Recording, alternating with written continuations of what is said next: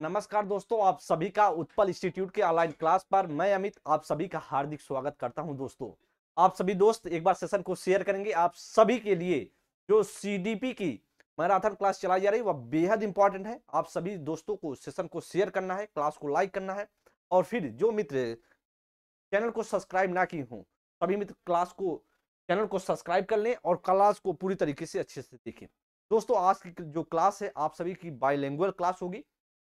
आप सभी ने लगातार कमेंट किया कि सब बाइलिंगुअल क्लासेस जो आपके सीडीपी के क्वेश्चंस होते हैं बाइलिंगुअल रखा करिए। तो उसी के लिए आप सभी को ध्यान में रख करके बाइलिंगुअल क्लासेस रखी गई हैं। आप सभी एक बार कमेंट करेंगे जब क्लास इन हो जाएगा कि आप सभी को थोड़े से देखिए, जब बाइलिंगुअल क्लासेस होती हैं जो आप सभी की हिंदी और इंग्लिश में दोनों में अगर क्वेश्चंस रहेंगे तो क्वेश्चन की जो शब्द हैं वह छोटे छोटे हो जाते हैं।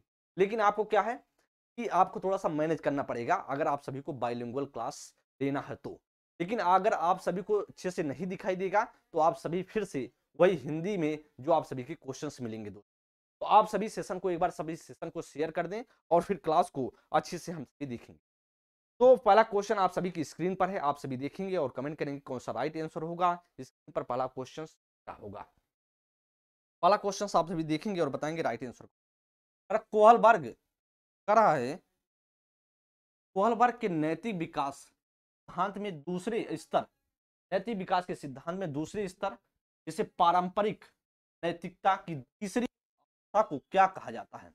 दोस्तों, आप सभी के सामने क्वेश्चंस है, आप सभी देखेंगे और राइट करने की कोशिश करेंगे कौन सा राइट हो जाएगा। करा कि आज्ञा पालन और दंड विन्यास, करा कि अच्छा लड़की अच्छा लड़का अच्छा लड़का अच्छी लड़का विन्यास, करा कानून और आदेश पालन अभिन्यास, करा सामाजिक समझौते और व्यक्तिगत आधार अभिन्यास। क्वेश्चन आप सभी देखेंगे और राइट करने की कोशिश करेंगे। आप सभी की स्क्रीन पर है क्वेश्चंस और राइट कीजिए कौन सा राइट होगा।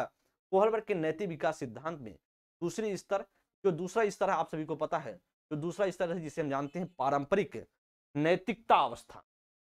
तो दोस्तों, जो कोहलबर्ग थे, कोहलबर्ग ने नैतिक विकास का सिद्धांत दिया। कोहलबर्ग ने नैतिक विकास का सिद्धांत दिया और नैतिक विकास के सिद्धांत में उन्होंने क्या बात कही। उन्होंने कहा नैतिकता तीन स्टेज में उन्होंने बांटा अपने नैतिक विकास के सिद्धांत। और नैतिक विकास के सिद्धांत जब उन्होंने तीन स्टेज में बांटा तो पहला जो स्टेज था उसे हम जानते हैं पूर्व परंपरागत, और दूसरा को बताया वो परंपरागत,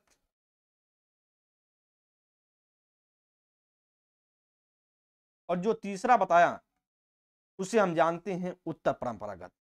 उत्तर परंपरागत में जिसमें नैतिकता से उठकर काम किया जाता है,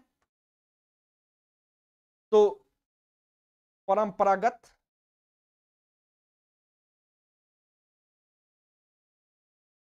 आपसे पूछ रहा है कौन सा राइट हो जाएगा। दोस्तों, दूसरा जो स्टेज है उसे हम जानते हैं परंपरा, जिसका एज उन्होंने बताया बताया कि 10 से 13 वर्ष होता है। और 13 वर्ष में उन्होंने कहा कि इसमें दो भागों में उन्होंने बांटा, जिसे हम जानते हैं अच्छा लड़की अच्छा लड़का और कानून व्यवस्था। तो आप ढूंढिए कौन सा राइट हो जाएगा। जब आप बात करते हैं तो उन्होंने अपने चरण को क्या किया था, 6 भागों में बांटा था।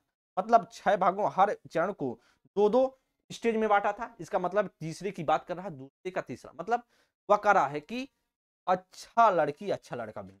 राइट कौन सा होगा, राइट होगा बी ऑप्शन करेक्ट। तो समझ में आ गया होगा या क्वेश्चंस आप सभी एक बार कमेंट कीजिए आया। तो आपका राइट कौन सा हो जाएगा, वह होगा बी ऑप्शन करेक्ट होगा। और सभी मित्र बी ऑप्शन दे भी रहे हैं और सभी के करेक्ट है, सभी के सभी क्या है करेक्ट आंसर दे भी रहे हैं और राइट हो जाएगा आपका B option is the correct answer. और सभी मित्र समझ में आएगा। देखिए, जो आज्ञा पालन है या तो पहले में आता है, पहले का पहला है। और जब बात करते हैं अच्छा लड़का तो या दूसरे का मतलब पहला है, मतलब तीसरा है। और जब आप बात करते हैं कानून व्यवस्था तो या दूसरे का दूसरा है, मतलब चौथा है। और जब आप बात करें सामाजिक समझौते तो सामाजिक समझौते की बात करते हैं तो पांचवा का पहला। आपसे पूछ रहा है तीसरा, तो राइट हो जाएगा, वह होगा बी। अगले क्वेश्चन की बात करते हैं सेकंड नंबर के लिए। सेकंड नंबर के लिए आप सभी कमेंट करेंगे, सेकंड नंबर क्वेश्चन पढ़ेंगे और राइट करने की कोशिश। सेकंड नंबर क्वेश्चन पढ़िए और सभी क्वेश्चन का जवाब दीजिए कौन सा राइट हो जाएगा। तरह की अनुपमा अपनी कक्षा में विज्ञान पढ़ाते हुए गणित की संपत्तियों के साथ संबंध बनाती है, इस प्रकार का शिक्षा शास्त्र कहलाता है। क्वेश्चंस आप सभी देखेंगे और राइट कीजिए कौन सा राइट हो जाएगा। राइट कीजिए कौन सा राइट होगा। करा कि अधिगम की अंतरण और अंत विषयांतक अधिगम को बढ़ावा देगा। करा कि ज्ञान के अर्जन में रुकावट उत्पन्न करेगा। करा अधिगम में रुकावट उत्पन्न करेगा क्योंकि यह छात्रों को बोझ को बढ़ाएगा। और बता रहा है कि छात्रों में भ्रांतियों को बढ़ावा देगा। क्वेश्चन आप सभी देखिए। करा अनुपमा नाम की एक क्या है टीचर है, वो अपनी कक्षा में विज्ञान पढ़ाते हुए गणित के संप्रतियों के साथ संबंध बनाती है। तो गणित की किससे बना रही है, गणित की संप्रतियों के साथ संबंध समझ बना रही है। तो राइट कौन सा हो जाएगा, आप क्वेश्चंस पढ़ेंगे और बताने की कोशिश। दोस्तों आप सभी देखिए क्वेश्चंस इंपॉर्टेंट है, ऐसे क्वेश्चंस आप सभी के पेपर में आते हैं। तो आप राइट कीजिए कौन सा होगा। तो राइट होगा वह ऑप्शन होगा, ये ऑप्शन करेक्ट हो जाएगा।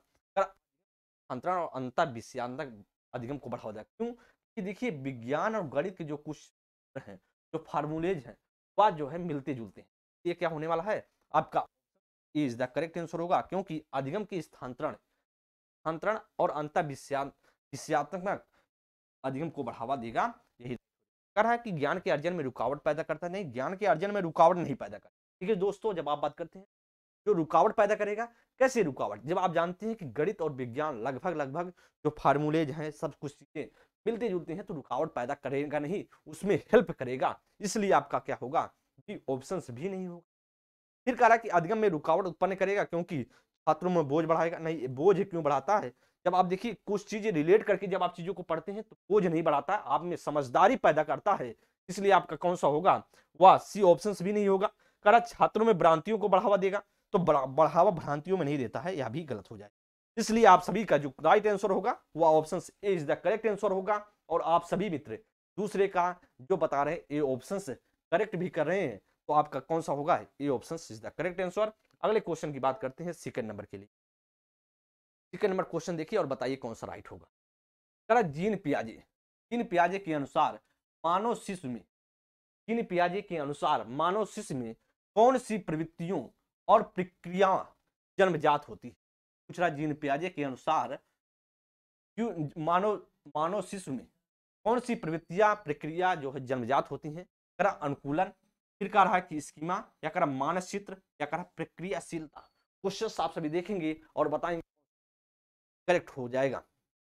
दोस्तों आप सभी देखिए क्वेश्चंस राइट करने की कोशिश कीजिए, बताइए कौन सा होगा। क्वेश्चन देखिए इंपॉर्टेंट क्वेश्चन से आप सभी राइट करने की कोशिश करें। जीन पियाजे के अनुसार मानव शिशु में कौन सी प्रवृत्तियों और प्रक्रिया जन्मजात होती हैं। तो पता है वह जीन पियाजे ने कहा स्कीमा, एक शब्द बताया स्कीमा में, कहा स्कीमा आप सभी को पता है कि जब व्यक्ति पैदा होता है तो उसके दिमाग में माइंड में वह स्कीमा होता है, और जब यहाँ पे आता है तो उसके दिमाग में चीजों को भरा जाता है, शब्दों को मीनिंग है जो आप समझ रहे होंगे। ये समझिए कि जो आपके दिमाग में सारी चीजें दी जा रही हैं, सेट कर रहे हैं आप, वह स्कीमा में फिट कर रहे हैं, अपने माइंड में सेट कर रहे हैं। इसलिए आपका राइट ऑप्शन होगा वह होगा B option is the correct answer. और सभी मित्र बी ऑप्शन कर रहे हैं, स्कीमा तो आपका करेक्ट होगा, schema is the correct answer. जी दोस्तों देखिए अनुकूलन तो आपको पता है कि आपको समायोजन समावेशन आपने दो शब्द पढ़ा है, तो इससे कोई मतलब नहीं। अनुकूलन आप करते हैं तो आपका इससे कोई मतलब नहीं होने वाला है। अगर मानस चित्र, जैसे आप देखिए मानस चित्र जैसे आप बनाए, क्या आपको पहले से विद्यमान है, नहीं ऐसा नहीं है। फिर कह प्रक्रियाशीलता, यह भी चीजें प्रक्रिया जैसी होगी, आगे बढ़ी वैसा आप डिपेंड करते हैं, इसका भी नहीं है। राइट आंसर कौन सा होगा, वह होगा बी ऑप्शन करेक्ट होगा। अगले क्वेश्चन की बात करते हैं 4 नंबर के लिए। आप सभी कमेंट 4 नंबर क्वेश्चन स्क्रीन पर है, क्वेश्चन आप पढ़ेंगे और राइट करने की कोशिश करेंगे। कह रहा है कि क्वेश्चंस देखिए, क्वेश्चंस इंपॉर्टेंट है। कह रहा अक्षरों की एक लंबी जो श्रृंखला को यादगार और सार्थक भागों में समूहित करके याद रखने की रणनीति क्या कहलाती है। कह रहा समावेशन कहलाता है, या कह रहा खंडीकरण कहलाता है, कह रहा अनुबंधन कहलाता है, या अभिसंज्ञान कहलाता है। क्वेश्चंस आप सभी देखेंगे और बताएंगे कौन सा राइट हो जाएगा। कह रहा है the strategy of to remember a long string of the letter by the grouping that into memorable and the meaningful parts in card. हम क्या कहेंगे, अक्षरों की एक लंबी श्रृंखला को यादगार और सार्थक भागों में समूहित करके याद रखने की रीत क्या कहलाती है। देखिए दोस्तों आप सभी को पता है, आपने देखा होगा जो आपका फोन नंबर होता है, फोन नंबर जो होता है देखिए उसमें 10 अंक होते हैं, और जो 10 अंक होते हैं उसमें क्या है, कभी कभी आप देखते हैं दो दो तीन तीन भाग में टुकड़े करके आप उस नंबर को याद करते हैं। तो इससे क्या होता है कि आप क्या कर रहे हैं, खंडीकरण करके, मतलब सार्थक अंक में जो उसे कर रहे हैं सार्थक भागों में तोड़ करके, खंडीकरण करके, जोड़ करके एक सार्थक, जैसे नंबर आप याद करना है, क्या आपको मान लीजिए कभी कोई नंबर होगा फोन नंबर, क्या आगे पीछे करके याद करते हैं तो गलत हो जाएगा। एक सार्थक ढंग से जिससे आपका उस नंबर को मौजूद रहे, उस नंबर सही तरीके से सही रहे, तो आप क्या करते हैं, खंडीकरण करके, जो टुकड़े टुकड़े में तोड़ करके और सार्थक तरीके में याद कर करते हैं, मतलब याद करते हैं, इसलिए आपका कौन सा राइट हो जाएगा, वह होगा खंडीकरण इज द करेक्ट आंसर। और बात करते हैं समावेशन क्या होता है। समावेशन आपको पता है कि उससे जो पुरानी जानकारियों को आप महत्व देते हैं, नई जानकारी के आने के बाद, तो या तो नहीं है। कारण अनुबंधन, अनुबंधन जो पावलाव का शब्द है, मतलब जोड़ करके करते हैं, तो ऐसा भी नहीं है। अभिसंज्ञान जो होता है, जो अपने ज्ञान में अपने स्वयं का अपने जब सिद्ध करते हैं, कोई चीज आपके पास जानकारी आती है तो अपने आप मस्तिष्क से, अपने दिमाग से जो आप चिंतन करके उसको बारे में सोचते हैं, उसका मूल्यांकन करते हैं, उसे हम बोलते हैं अभिसंज्ञान। तो मेटा कोग्निटिव जब बोलते हैं उसे, तो ऑप्शंस आपका यह नहीं होगा, ऑप्शंस होगा वह खंडीकरण, बी ऑप्शंस राइट हो जाएगा। अब देखते हैं फिफ्थ नंबर के लिए। फिफ्थ नंबर क्वेश्चंस आप सभी देखेंगे और राइट करने की कोशिश करेंगे। फिफ्थ नंबर क्वेश्चन स्क्रीन पर है, आप सभी पढ़िए और राइट कीजिए। ठीक है, क्वेश्चंस इंपॉर्टेंट है, क्वेश्चन की स्टैंडर्ड आप सभी को पता है कि जो क्वेश्चंस रखे गए हैं वह प्राइमरी स्टेज और जो जूनियर स्टेज है, दोनों के दोनों स्तरों को रख करके, ध्यान में रख करके चीजें क्वेश्चंस बनाई गई हैं। तो आप सभी मित्रों से रिक्वेस्ट है, चीजों को अच्छे से समझिए, कोशिश कीजिए, पढ़िए, मेहनत कीजिए। ऐसे क्वेश्चंस आप सभी के पेपर मिलेंगे और आप जब देखेंगे इस तरह के क्वेश्चंस जैसे पेपर मिलेगा तो आप सीधा याद करेंगे सर ने ऐसा पढ़ाया था और क्वेश्चंस इसी तरीके से पूछे गए हैं, तो आपको उसके मानकता, उसके स्टैंडर्ड को ध्यान में रख करके क्वेश्चंस बनाए जा रहे हैं। तो बताइए राइट कौन सा होगा। करा कि अर्थपूर्ण अधिगम को सुसाध्य करने हेतु सूचना प्रसंस्करण का निम्नलिखित में से कौन सा तत्व सहायक है। करा कौन सा तत्व सहायक है। करा गैर संबंधीकरण, संदर्भीकरण, करा विस्तारण, करा की उद्दीपन प्रक्रिया, अनुबंधन, करा रट कर याद करना। सबसे इंपॉर्टेंट पूछ रहा है अर्थपूर्ण अधिगम को सुसाध्य करने हेतु, मतलब जो आप मीनिंगफुल उसे सुसाध्य करना है, तो कह रहा है कि अधिगम को सुसाध्य करने हेतु सूचना प्रसंस्करण का निम्नलिखित में से कौन सा तत्व सहायक होगा। तो एक बार आप सभी कमेंट कीजिए फिफ्थ नंबर के लिए और बताइए कौन सा राइट हो जाएगा। फिफ्थ नंबर जब आप क्वेश्चंस पढ़ेंगे तो आप जानते हैं कहा कि गैर संदर्भीकरण। देखिए जो दोस्तों आपको अगर गैर संदर्भीकरण करके आपको पढ़ाया जाएगा, जो आपका सिलेबस है उसके अकॉर्डिंग नहीं पढ़ाया जाएगा, उसके मानकता पे नहीं पढ़ाया जाएगा, तो आप ऑटोमेटिक है उससे भटक जाएंगे।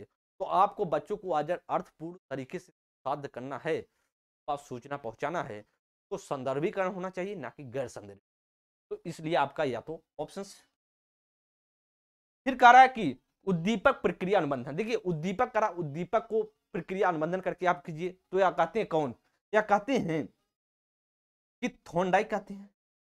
और थॉर्नडाइक का यह मानना है कि आप उद्दीपक पहले अंकुर या बाद में होता है, इसलिए यह भी बहुत ज्यादा सार्थक नहीं। आप जैसे लालच बस चीजों को कर रहे हैं, तो ऐसा नहीं, या भी नहीं कर रट कर याद करना, तो यह भी देखिए आप रट्टा मार कर तो एकदम से गलत हो गया। तो आपका राइट कौन सा होगा, वह होगा विस्तारण।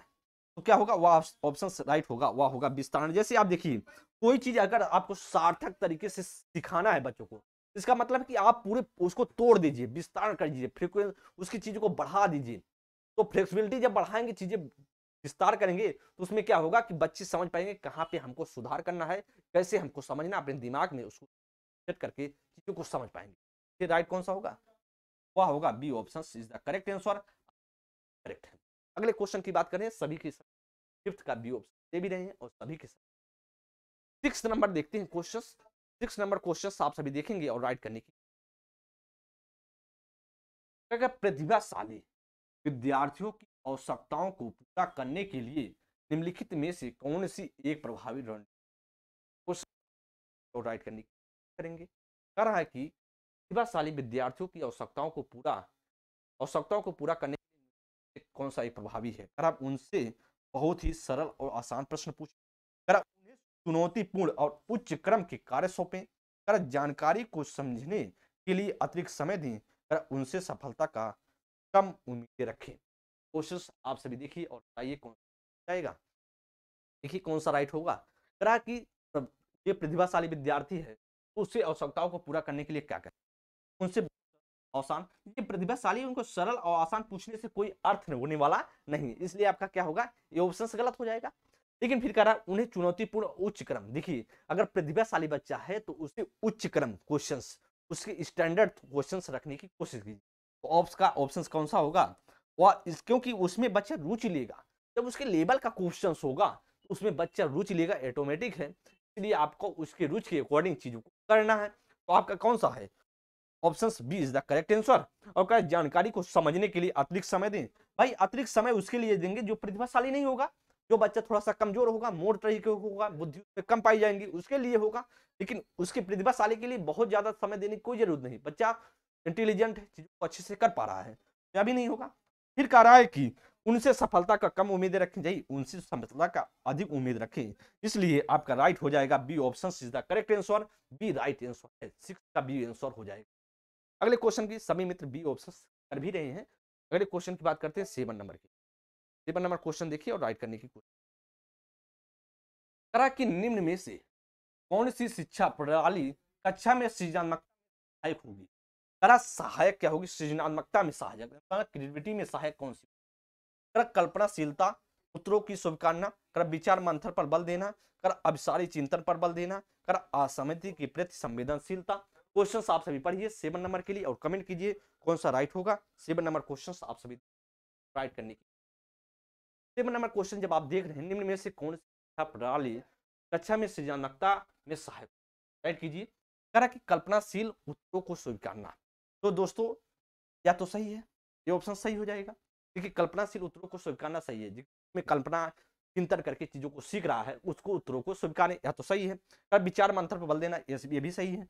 कर अभिसारी सोच पर बल देना, दोस्तों आपको पता अभिसारी नहीं, अभिसारी नहीं अपसारी, कन्वर्जेंट थिंकिंग की बात नहीं कर रहा है, आप सभी का होगा अपसारी थिंकिंग, जो होगा सोच होगा उसकी बात कर रहा है, तो इसलिए यह गलत हो जाएगा। और करेक्ट असहमति के प्रति सहनशीलता, यह भी बात सही है, तो इसलिए कौन सा राइट होगा, पहला और दूसरा और चौथा, पहला दूसरा और चौथा। आपका कौन सा राइट होगा, वह ऑप्शन करेक्ट हो जाएगा। कौन सा, डी ऑप्शन। और सभी मित्र डी ऑप्शन दे भी रहे हैं, सभी के सभी एकदम करेक्ट हैं और सभी आंसर राइट आ रहा है। अगले क्वेश्चन की बात करते हैं 8 नंबर के लिए, आप सभी देखेंगे 8 नंबर क्वेश्चन पढ़ेंगे और राइट करेंगे। जेंडर, जेंडर के संदर्भ में एक शिक्षिका को कक्षा में बच्चों को जिसके लिए प्रेरित करना चाहिए, जेंडर के संदर्भ में एक शिक्षिका को कक्षा में बच्चों को प्रेरित करना चाहिए, कारण जेंडर बद्धता के लिए, जेंडर स्थिरता के लिए, जेंडर स्थिरता के लिए, या करा सामाजिक तौर पर स्वीकृत जेंडर भूमिकाओं को अपनाने के लिए, कर जेंडर रूढ़िवादिता में लचीलेपन के लिए।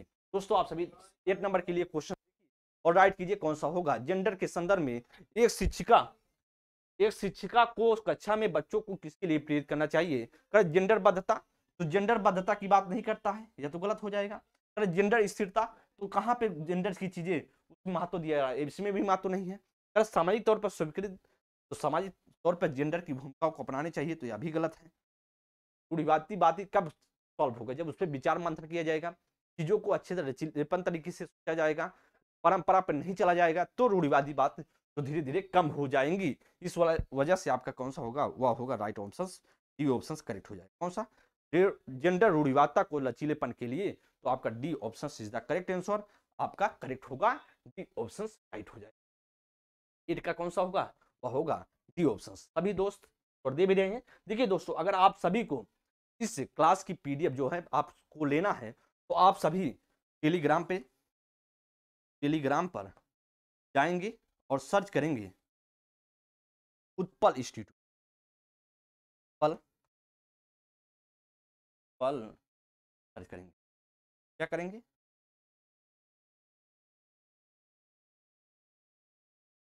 पल इंस्टीट्यूट सर्च करेंगे और आपको वहां पर दिखेगा, और आप सभी वहां पर क्या करके पीडीएफ को डाउनलोड कर सकते हैं और वो पढ़ सकते हैं। तो आप सभी को अगर पीडीएफ लेना है इस क्लास की, तो आपको टेलीग्राम पे जाना होगा और उत्पल इंस्टीट्यूट सर्च करना होगा, और सर्च करके आप इस पीडीएफ का ले सकते हैं और प्रोवाइड कर सकते हैं। दोस्तों अगले क्वेश्चन की बात करते हैं 9 नंबर के लिए। 9 नंबर क्वेश्चन आप सभी देखेंगे और आप सभी कमेंट करेंगे। करा कि बहुसांस्कृतिक शिक्षा का उद्देश्य क्या?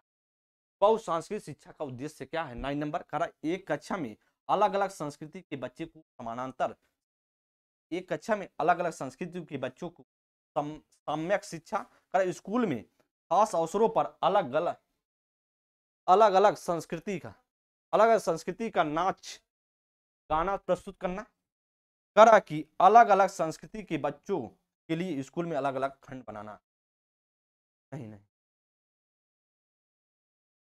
ये आप सभी कमेंट कीजिए। 9 नंबर क्वेश्चन स्क्रीन पर है, आप सभी राइट करने की कोशिश करेंगे। बहुत सांस्कृतिक शिक्षा की बात कर रहा है, मतलब मल्टी कल्चरल एजुकेशन का एम क्या होना चाहिए, इससे आपसे पूछ रहा है। तो करा एक कक्षा में अलग अलग संस्कृति के बच्चों का समांतर शिक्षा। भाई जब बच्चे अलग अलग पृष्ठभूमि बहुत सांस्कृतिक बच्चे हैं तो एक समांतर हो नहीं सकता है। क्यों? क्योंकि अलग अलग चीजें अलग अलग बच्चे हैं, तो इस वजह से होना संभव नहीं है। तो अलग अलग बच्चों के लिए अलग अलग चीज प्रोवाइड की जाए, तो समांतर शिक्षा नहीं। करेक्ट, एक कक्षा में अलग अलग संस्कृति के बच्चों के लिए सम्यक शिक्षा, सही बात है, सम्यक शिक्षा होना चाहिए। तो ये क्या है, सब बच्चों को उसमें महत्व देना चाहिए, इसलिए आपका क्या होगा, right answer B option correct होगा। फिर देखिए सी ऑप्शन क्या कर रहा है, स्कूल में खास अवसरों पर अलग अलग संस्कृति का नाच गाना। भाई नाच गाना कराने से क्या हो जाएगा, इसलिए आपका यह महत्वपूर्ण। फिर कह रहा है अलग अलग संस्कृति के बच्चों के लिए स्कूल में अलग अलग खंड बनाना। देखिए आपको खंड नहीं करना, जब समावेशी क्लासरूम है, इंक्लूसिव एजुकेशन की जब आप बात करते हैं तो आपका कौन सा हो जाएगा, डी ऑप्शन भी गलत हो जाएगा। तो आपको जैसे क्वेश्चन पढ़ रहे होंगे आपको सीधा लग रहा होगा कौन सा राइट आंसर हो जाएगा। तो दोस्तों सभी मित्र बता रहे हैं बी ऑप्शन करेक्ट भी कर रहे हैं और 9 का बी ऑप्शन राइट आंसर भी है। अगले क्वेश्चन की बात करते हैं, देखते हैं 10 नंबर के लिए। 10 नंबर क्वेश्चन देखेंगे और राइट कीजिए कौन सा होगा। एक शिक्षिका अपनी प्राथमिक कक्षा में अर्थपूर्ण अध्ययन को कैसे बढ़ावा देती है? वेधन और अभ्यास द्वारा, इस प्रतिस्पर्धा को बढ़ावा देकर के, विषय वस्तु का विद्यार्थियों के जीवन के साथ संबंध करके स्थापित करके, अध्ययन को छोटी छोटी उपलब्धियों के लिए पुरस्कार देकर। क्वेश्चन आप सभी देखेंगे, एक शिक्षिका अपनी प्राथमिक कक्षा में अर्थपूर्ण अध्ययन को कैसे, क्वेश्चन देख करा कि वेदन और अभ्यास, तो वेदन और अभ्यास के रट्टा मार के चीजें नहीं होगा। प्रैक्टिस बहुत ज्यादा इंपॉर्टेंट नहीं है, जब आपका सभी पूछता तब होता है, लेकिन आपको पर्टिकुलर सबसे अच्छा पॉइंट ढूंढना है, या नहीं होगा। कर प्रतिस्पर्धा कंपटीशन भी नहीं बढ़ाना है, आपको पहले से बताया गया, बच्चों के बीच कंपटीशन नहीं बढ़ाना है। कर विषय वस्तु को विद्यार्थियों के जीवन के साथ, दोस्तों आपको पता है जो बच्चों को सिखाएं उसके बच्चों के पूर्व ज्ञान से स्थापित करके चीजों को सिखाने की कोशिश कीजिए। इसे राइट आंसर कौन सा होगा, वो राइट आंसर होगा, ऑप्शन करेक्ट हो जाएगा। करा पुरस्कार देकर, देखिए भाई साहब अगर हम बार बार पुरस्कार देंगे तो वह भी दिक्कत है, क्या भी रुचियां धीरे धीरे कम हो जाएंगी। आपका डी ऑप्शन भी नहीं होगा, आपका सी ऑप्शन करेक्ट आंसर। अगले क्वेश्चन की बात करते हैं, सभी मित्र 10 का सी ऑप्शन भी रहे हैं।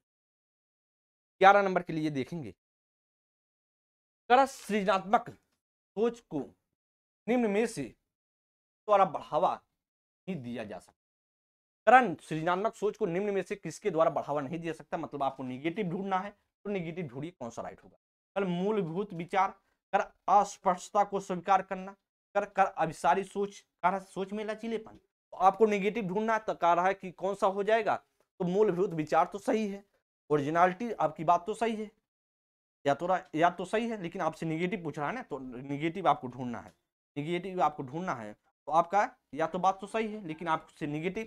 अगर अस्पष्टता को स्वीकार करना, तो यह भी सही है। सृजनात्मकता को बढ़ावा की बात कर रहा नहीं ढूंढ रहा है। अभिसारी सोच, तो राइट कौन सा होगा, अभिसारी नहीं अपसारी होता तो आपका तब राइट होता, लेकिन आपसे निगेटिव पूछ रहा है तो निगेटिव ही पॉजिटिव होगा सही होगा, तो इसलिए आपका कौन सा होगा, ऑप्शन से इज द करेक्ट आंसर। सोच में लचीलेपन, तो यह भी सही बात, या भी अभिसारी सोच में होना चाहिए। तो आपसे निगेटिव पूछ रहा है दोस्त, तो निगेटिव कौन सा होगा, वह सी ऑप्शन ही होगा, ये आपका जो करेक्ट आंसर होगा। और सभी मित्र आंसर दे भी रहे हैं, सी ऑप्शन पूरी तरीके से करेक्ट कर रहे हैं। सेशन को शेयर एक बार कर दीजिए, जोरदार तरीके से सेशन को शेयर करेंगे। क्लास को एंजॉय कीजिए, क्लास की महत्व को समझिए, क्लास बहुत इंपॉर्टेंट है, क्वेश्चन को आपको समझते चलो। 12 नंबर के लिए 12 नंबर क्वेश्चन देखेंगे और बताएंगे। लड़कियों को गुलाबी कपड़ों और गुड़ियों से जोड़ा जाता है, और लड़कों को नीले कपड़ों और कारों से जोड़ा जाता है या किसको दर्शाता है? करेक्ट, किसको दर्शाता है आप सबसे पूछ रहा है। जेंडर निरंतरता को, करेक्ट, जेंडर सशक्तिकरण को, करेक्ट, जेंडर विविधता को या जेंडर रूढ़िवादिता को। तो आप सभी देख रहे हैं गुलाबी कपड़े किससे, गुलाबी कपड़े लड़कियों से और गुड़ियों से जोड़ा जा रहा है, लड़कों को किससे जोड़ा जा रहा है, कारों से और नीले कपड़ों से जोड़ा जा रहा है। तो आपसे सीधी सी बात है, तो आप देख रहे हैं जेंडर रूढ़िवादिता की बात की जा रही है, तो आपका राइट कौन सा होगा, डी ऑप्शन करेक्ट हो जाएगा। जैसे आप क्वेश्चन देखेंगे आपको हूबहू आंसर सामने दिखेगा कौन सा राइट होने वाला। इतना आपको बढ़ाया गया है, चीजों को सिखाया गया है कि आप कहीं गलत करने वाले नहीं है। तो आपका कौन सा होगा, डी ऑप्शन करेक्ट हो जाएगा और सभी के सभी करेक्ट हैं। अब 13 नंबर के लिए देख लेते हैं। 13 नंबर क्वेश्चन स्क्रीन पर है, क्वेश्चन आप सभी देखेंगे और राइट कीजिए कौन सा होगा। करा कि विद्यार्थियों अधिगम को सुसाध करते समय शिक्षक को निम्नलिखित में से किस रणनीति से बचना चाहिए। आपसे नेगेटिव पूछ रहा है तो इससे बचना चाहिए। तो पूछ रहा है कि संकल्पना मानचित्र, करा खोजी अधिगम, करा सहज अनुमान लगाना, करा निष्क्रिय नकल। क्वेश्चंस आप सभी देखेंगे और राइट करने की कोशिश करेंगे। विद्यार्थियों में अधिगम को सुसाध्य करते विद्यार्थियों को अधिगम को सुसाध्य करते समय शिक्षक को किससे बचना चाहिए। कल्पना संकल्पना मानचित्र, तो संकल्पना मानचित्र तो होना चाहिए, कॉन्सेप्ट मैपिंग तो होना चाहिए, या तो राइट है। निगेटिव आपसे पूछा जाए तो राइट है। करा खोजी अधिगम, करा की डिस्कवरी जो लर्निंग है यह भी सही है। करा की सहज अनुमान लगाना, तो यह भी बात तो सही है, केस करना तो सही है, सहज अनुमान लगाना। कर निष्क्रिय नकल, नकल करना या भी निगेटिव है। तो आपको दिख रहा है निगेटिव कौन होगा, तो निगेटिव ही पॉजिटिव होगा और आपका करेक्ट आंसर कौन सा होगा, डी ऑप्शन करेक्ट हो जाएगा। और आपसे यही पूछ रहा है मित्र, तो आपका कौन सा राइट होगा, वो राइट आंसर होने वाला है D option is the correct answer. 14 number के लिए देखेंगे। देखिए थोड़ा सा आप सभी को फास्ट कराया जा रहा है, क्वेश्चन को आपको दिखने में ही लग रहा होगा क्वेश्चन बहुत ही आसान है, लेकिन आपको पढ़ना पड़ेगा। आप जब अच्छे से नहीं पढ़ेंगे तो आपका तुरंत गलत हो जाएगा, इसलिए आपको पढ़ते रहना है। एक नया विषय पढ़ाना शुरू करने से पहले एक शिक्षक के लिए क्या जानना जरूर महत्वपूर्ण। करा बच्चे पहले से क्या जानते हैं, करा कि विषय, या करा फिर करा सामान्य, करा विषय सीखने के लिए पूर्वापेक्ष, करा विद्यार्थियों की पसंदीदा अधिगम शैली क्या है। करा पहला सही है, दूसरा तीसरा, दूसरा पहला दूसरा तीसरा, करा पहला दूसरा तीसरा चौथा। क्वेश्चन आप सभी देखेंगे 14 नंबर के लिए। करा कि एक नया विषय पढ़ाना शुरू करने से पहले एक शिक्षक के लिए क्या महत्वपूर्ण है। नया सिलेबस पढ़ा रहा हो तो शिक्षक के लिए क्या महत्वपूर्ण है। अगर बच्चे पहले से क्या जानते हो तो यह भी सही है, पूर्व ज्ञान को जाने, यह बात तो सही है, राइट है। करा की समान भ्रांति, उनमें क्या भ्रांतियां हैं, उनमें क्या जो कॉन्सेप्ट क्लियर नहीं, उनकी भ्रांतियों को भी समझना है, तो यह भी सही है। करा विशेष सीखने की पूर्व उपेक्षा करना, तो यह भी सही है बात। फिर कह रहा है कि विद्यार्थियों की पसंदीदा अधिगम शैली क्या है, क्या हमको प्रयोग करना है, कैसे प्रयोग करना है बच्चों को सिखाने के लिए, यह भी महत्वपूर्ण है। तो आपका राइट कौन सा होगा, और राइट तो आप देख रहे हैं तीनों, पहला दूसरा तीसरा चौथा सभी है, तो आपका डी ऑप्शन हो जाएगा, डी ऑप्शन से करेक्ट आंसर हो जाएगा। आप सभी करेक्ट आंसर देने की कोशिश भी कर रहे हैं और पूरी तरीके से करेक्ट है। कौन सा हो जाएगा, डी ऑप्शन। 15 नंबर के लिए देखेंगे, 15 नंबर क्वेश्चन आप सभी पढ़ेंगे और राइट कीजिए। करा कि हार्वर्ड गार्डनर के अनुसार अंतरावैयक्तिक बुद्धिमत्ता वाले व्यक्ति की क्या विशेषता है। मतलब इंट्रापर्सनल की बात कर रहा है, अंतरावैयक्तिक इंटरपर्सनल की बात कर रहा है, इंट्रापर्सनल की बात कर रहा है, इनके लिए क्या है, सामाजिक स्थितियों से भली भांति निपटने में सक्षम होती है, या अगर दूसरों की भाषा के अर्थ और लय को का समझने में क्षमता है। कह रहा कि स्वयं की जटिल भावनाओं, शक्तियों और कमजोरियों का ज्ञान, कह सौंदर्य और सौंदर्य बोध की सराहना। क्वेश्चन आप देखेंगे 15 नंबर के लिए। 15 नंबर क्वेश्चन का जवाब देंगे कौन सा राइट होगा। 15 नंबर क्वेश्चन प्लीज एक बार सभी 15 नंबर क्वेश्चन का क्या आंसर होगा बताइए। 15 नंबर के लिए फास्ट कमेंट, सभी दोस्त कमेंट करेंगे। 15 नंबर के लिए इंपॉर्टेंट क्वेश्चन है और आप सभी बताने की कोशिश करेंगे। तो जो आप सभी ने जानते हैं कि हार्वर्ड गार्डनर ने 8 प्रकार की बुद्धियों की बात की, और हार्वर्ड गार्डनर का जो सिद्धांत है, जब आप एनसीईआरटी का बुक पढ़ेंगे आपको सीधा लगेगा, बताया गया है कि सीधा वहां पर लिखा गया कि 8 प्रकार की बुद्धियां होती हैं हार्वर्ड गार्डनर के अनुसार। और इन्होंने बहुबुद्धि का सिद्धांत क्या दिया, बहुबुद्धि का सिद्धांत दिया है। और बहुबुद्धि में सिद्धांत में उन्होंने 8 प्रकार की बुद्धि कहा कि जो बुद्धि का वातावरण में सबसे ज्यादा माहौल मिलेगा उसी बुद्धि का डेवलप्ड होगा। किससे पूछ रहा है? तो आपका कौन हो जाएगा? देखिए, सामाजिक स्थितियों से भली बात निपटने की क्षमता या नहीं। करा कि दूसरों की भाषा को, अर्थ को समझने में तो अंतर व्यक्ति में होता है, अंतरा में नहीं, या भी नहीं। तो आपका क्या होगा? स्वयं की जटिल। जब इंट्रा होगा तो स्वयं की बात करेगा, जब इंटर होगा तो दूसरों की बात करेगा। दूसरा ऑप्शन इंटर की बात कर रहा है, लेकिन जो सी वाला कर रहा है तो इंट्रा पर्सनल की बात कर रहा है, इसलिए आपका कौन सा राइट होगा? वो ऑप्शन सी करेक्ट आंसर। करा सौंदर्य और सौंदर्य बोध की सराहना, तो यह भी नहीं होगा, इसलिए आपका कौन सा होगा दोस्त? वह होगा C option is the correct answer. और सभी मित्र सी ऑप्शन दे भी रहे हैं, सभी के सभी करेक्ट हैं दोस्तों। आपका यह 15 क्वेश्चन था जो बेहद इंपॉर्टेंट था। और आप सभी देखिए, आप सभी को कुछ न्यूज लेना है, कुछ चीजें पढ़ना है, जैसे आपको जैसे इंफॉर्मेशन लेना है, जैसे आपका क्या वैकेंसी जा रही है, कैसे क्या है। तो आप सभी यहाँ पर जा करके फ्रेंड्स ईयर के पर जा करके यूट्यूब पर सर्च करेंगे, आपको मिलेगा और आप सभी यहाँ पे इंफॉर्मेशन ले सकते हैं, जैसे फॉर्म अप्लाई कैसे करें, चीज़ों को कैसे भरना है, या फिर हमें क्या क्या उसमें डॉक्यूमेंट्स लगेंगे। तो यहाँ पर जा करके आप इस फ्रेंड्स ईयर वाले पे जा करके चीज़ देख सकते हैं और समझ सकते हैं। तो आप सभी के सामने जो 15 क्वेश्चंस थे और बेहद इंपॉर्टेंट थे, जब 15 क्वेश्चंस थे बहुत इंपॉर्टेंट थे, आप सभी ने अच्छे से मैनेज किया, चीजों को समझा। तो आज की क्लास यहीं तक, फिर हम सभी कल की क्लास में फिर से मौजूद होंगे और आप सभी चीजों को समझते रहें, पढ़ते रहें, स्वस्थ रहें, मस्त रहें। आज की क्लास यहीं तक। Thank you. जय हिंद दोस्तों।